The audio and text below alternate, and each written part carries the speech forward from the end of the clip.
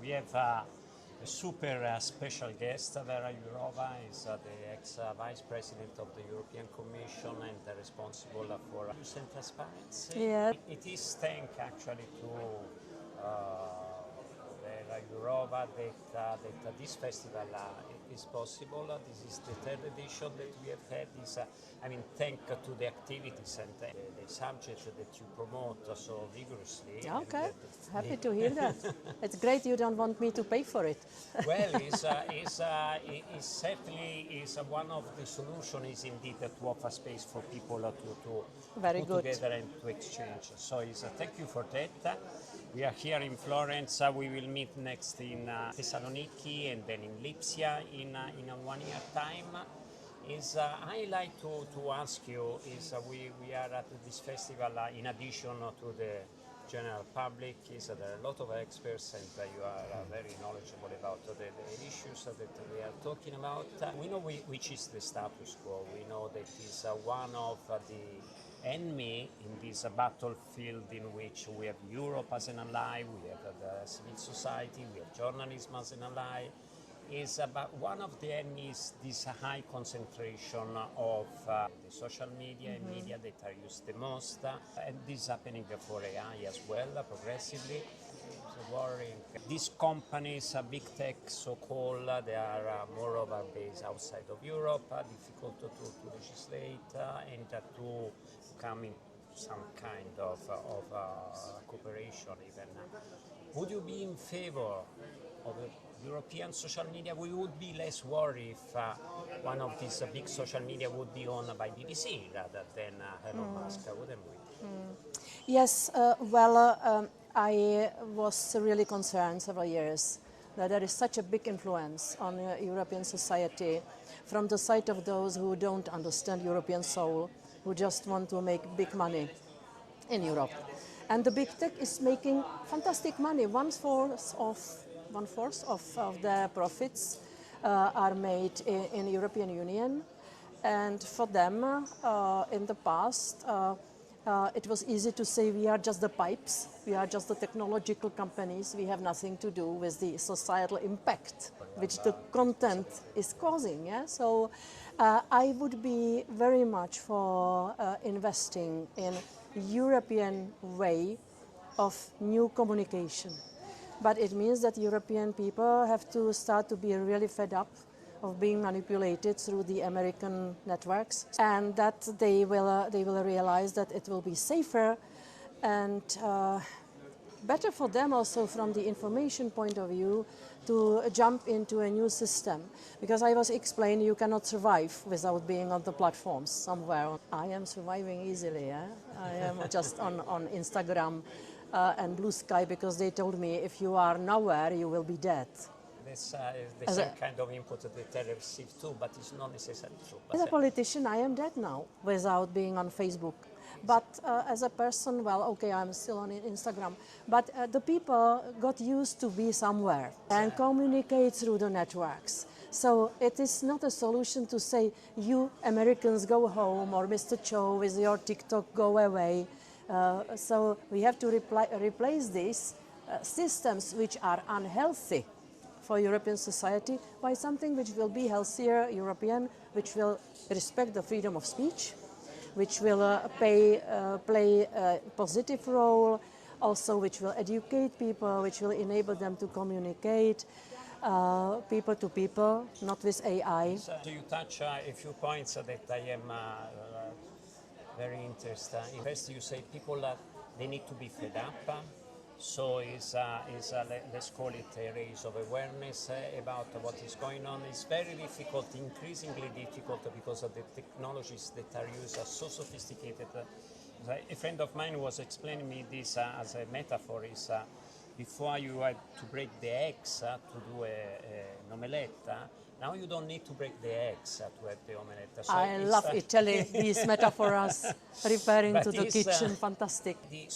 For people and citizens, it is difficult. Maybe to put the responsibility on their shoulder is a bit too much. The second thing, but yeah, I agree, we need this support. 500 million in Europe, this is what we are, and yes. we should be. At the same time, is you mentioned about some of us are using certain social media, but the visibility and that the algorithm allow us, for instance, for the festival, we notice that we have much less visibility than what we would deserve. And this is simply because some of our guests, they are penalized by the algorithm. That's how it is.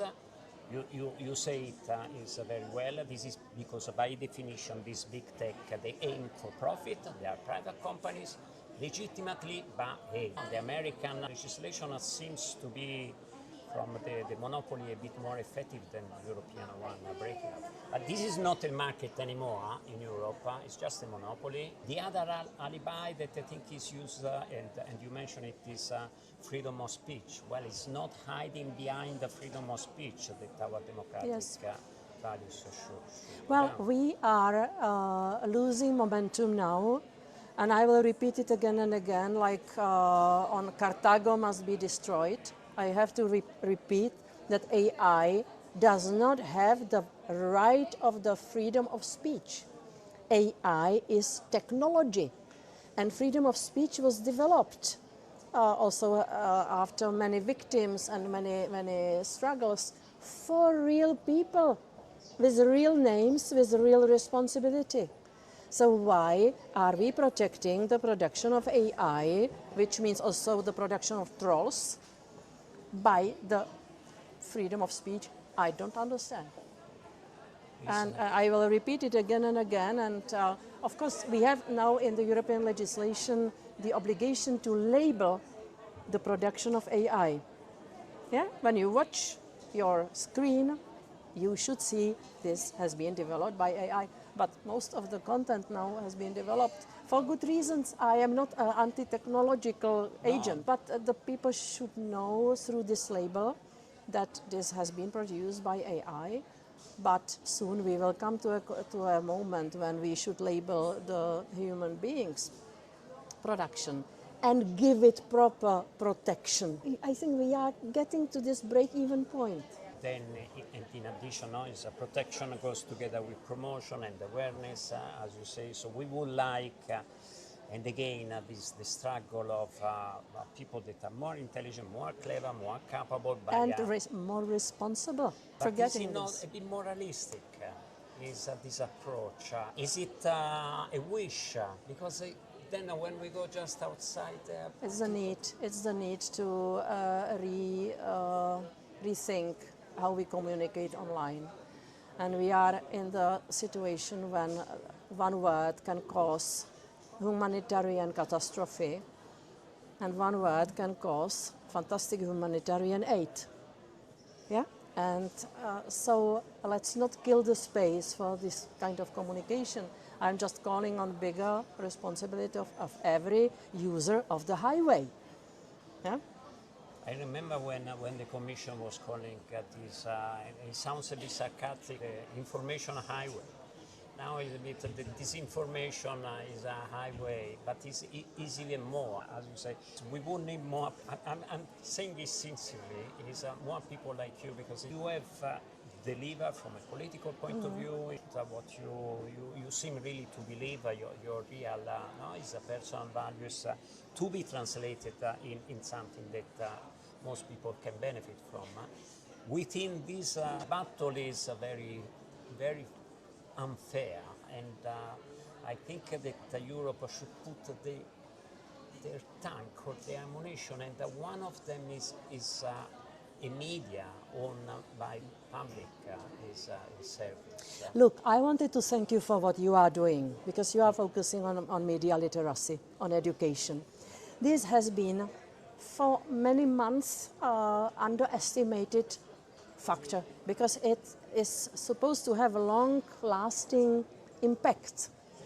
But it is necessary to have high quality and intense media literacy and education, because what I spoke about, that the people must start to be fed up of being brainwashed and manipulated.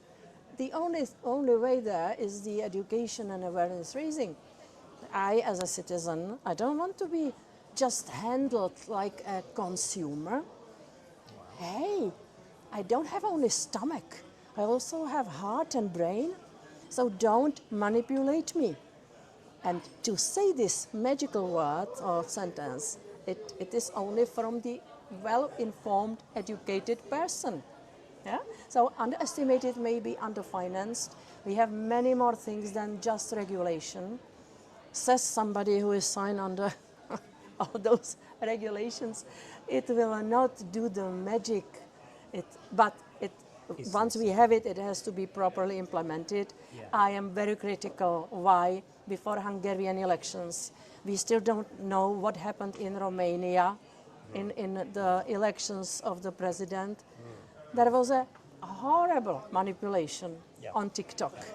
And the Commission has all the data. They can look into the algorithm. Why don't we know what in fact happened there? Yeah? No, the answer is because it's much before that we had data that are sufficiently proven what has happened for Brexit, what has happened in the States for Good 2016 elections. Good point. The reason is that there are interests that are against the interest of citizens. The Brits have data, what happened before Brexit, but they never were brave enough to disclose it to the public. But God knows how many data we have that they are not disclosed, not even to researchers, is that they could make good use of it. But again, be pragmatic, and we also have to give hope and trust to the people, because otherwise they will get depressed and say, well, what is going on? Sorry, as a European citizen, not only consumer, I am fed up of abstract things. We need to do several things, legislation, and to push the platforms to behave. It's just one thing, and it's the Commission who can do it. The second thing is not to let the media die, commercial and public service media. The third thing is not to let the civil society die, because the people need to be active. They want to be co-shapers of their destiny. It means active citizens. Number 4, media education and media literacy. So again, thank you for doing that. Number 5, proper foreign interference reaction. So this requires cooperation of the secret services and security bodies. Number 7 is this has to be present in all the member states. I mean, not following your list of what you have in mind, it's my but list. Europe and the international organization is one, where the Council of Europe and other, and UNESCO and others are set to be countered by the allies. Citizens themselves, as you mentioned. You know, we went through 2 horrible wars in the last century. And I had to explain to the bosses of the American platforms and to Mr. Cho from TikTok something about European history. And I was telling them, just imagine if Goebbels would have had Facebook available. The war might last 2 years with the victory of fascists, no? Just imagine if Dr. Mengele would have AI at his disposal, just to have an easy way to define who has the right, according to the race laws, who has the right to survive or who has to be killed. This is in the DNA of European society. That's why we are cautious, and that's why we don't want the American big business just to overflood our information space with this unlimited hate, child pornography, disinformation, terrorist content, and so on. And by the way, when you mention about histories, Anna Arendt about the participation that is also part of media literacy and the courage of going out of our comfort zone. That's what we have done and we need that, not just awareness, but the courage. That's why I'm on the Russian sanctions list, and I nearly appeared on the American sanctions list as well. Thank you, Věra Jourová. Thank you, Paolo. It was a pleasure. Pleasure. Thank you. Thank you.